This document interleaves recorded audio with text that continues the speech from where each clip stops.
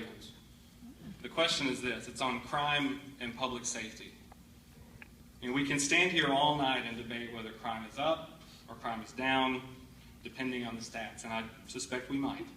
What matters, though, is where we go from here, where we go from January 1st next year when one of you gentlemen is sworn into office or takes the oath of office again. So what are your specific plans to reduce crime in Memphis? That's the question. Mr. Williams, you have 90 seconds. Well, first of all, that's why I mentioned the numbers of the millions that we should be realizing right now. One of the first things I would do is have a forensic audit. I think we need to know exactly how physically sound the city is, because we hear so many different varying numbers when you go to city council. I will still say crime is up. What I would initially do is restore the benefits of city employees. Yes, thank you. Because in order to draw qualified individuals to this city, we have to offer packages that are commensurate with other cities. I know a lot of people don't want to hear that, and they say, well, you know, in the private sector, public employees are not private sector. In the private sector, they get Social Security, and they get the opportunity to participate in a 401k, or they may even get the profit share. We got to ensure that the citizens of the city of Memphis are getting the best qualified. That's why we haven't had the problems we've had in a lot of other cities. But guess what? We're losing them. So we have to restore the benefits. We have to make sure that the wages are comparable to other cities our size. And remember, Mike Williams didn't say it, but the FBI said we live in the third most violent city in the nation. That's right. We have to take care of the citizens of this city. Thank you. Thank you, Mr. Williams. The same question, what are your specific plans to reduce crime in Memphis, goes to Mr. Collins. 90 seconds. Number one, we increase our deployment of police officers up to the Operation Safe Community level that we, the members of the board of directors, did several years ago to 2,400. Number two, we aggressively prosecute those individuals who continue to allow blight to choke our communities, which breeds crime and gang activity. Number three, we utilize our strategic resources in working with juvenile court to detain those violent individuals who commit crimes in our community. But what we do is we make a determination. They get a hearing before a magistrate and a judge, a prosecutor and a lawyer. And we make the determination if we can salvage them or we hold them accountable according to the law.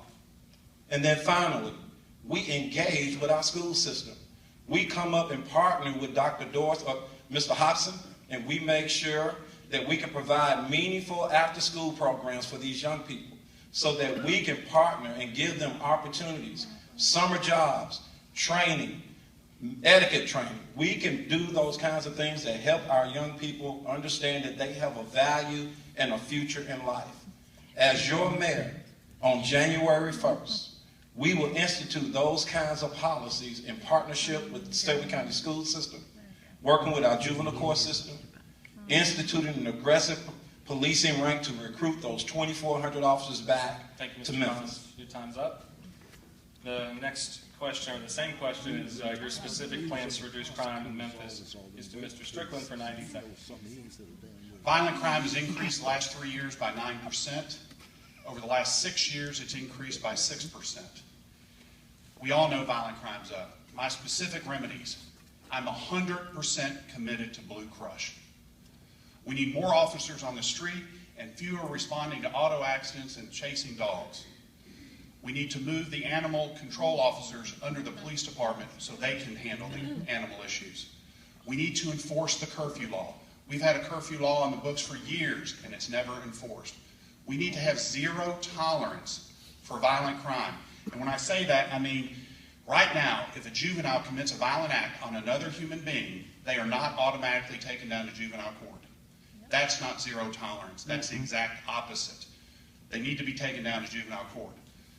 We need tougher laws to punish violent crime, including domestic violence. If you commit multiple domestic violence offenses, you need to be charged with a felony.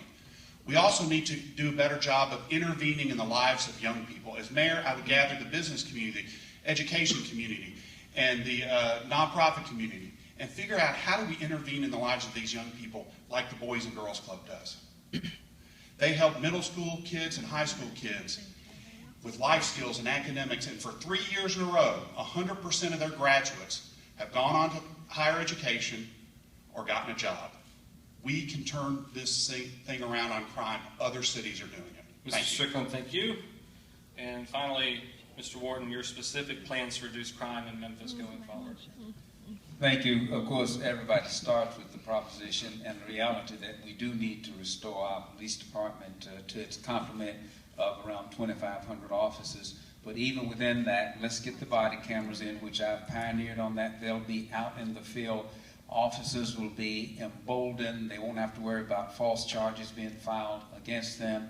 We'll have GPS equipment on all of the cars, so we'll know precisely where they are, which will facilitate dispatching. And again, make sure that when we take officers through the academy, that they have the courses there that are truly needed in patrolling a very diverse community that we have. Put a particular emphasis on the Hispanic community, which is particularly Baltimore. Make sure that we have full courses on that and do more recruiting in that area to bring in more Hispanic members onto the police department. But we'll never be able to jail our way out of this. And everybody's talked about what they're going to do, but you're looking at someone who has actually done. Pick up the paper this morning, $150,000 for city year, in which we will have folks going, and it's not government money, by the way, going in, working with children who are having trouble in schools, and we're going to multiply that money. That 150 is just the beginning. Bringing in money with the Gun Down project that we did, the summer camps in which we've gotten private money for that. The best way to deal with this is on the front end. And it's not necessarily meaning locking all of them up in juvenile court. NPR just said the other day that that's the worst way. Thank you. It's time for the follow-up questions, and what I'll do with these are I'll ask specific questions of the candidates. They'll get 60 seconds to respond,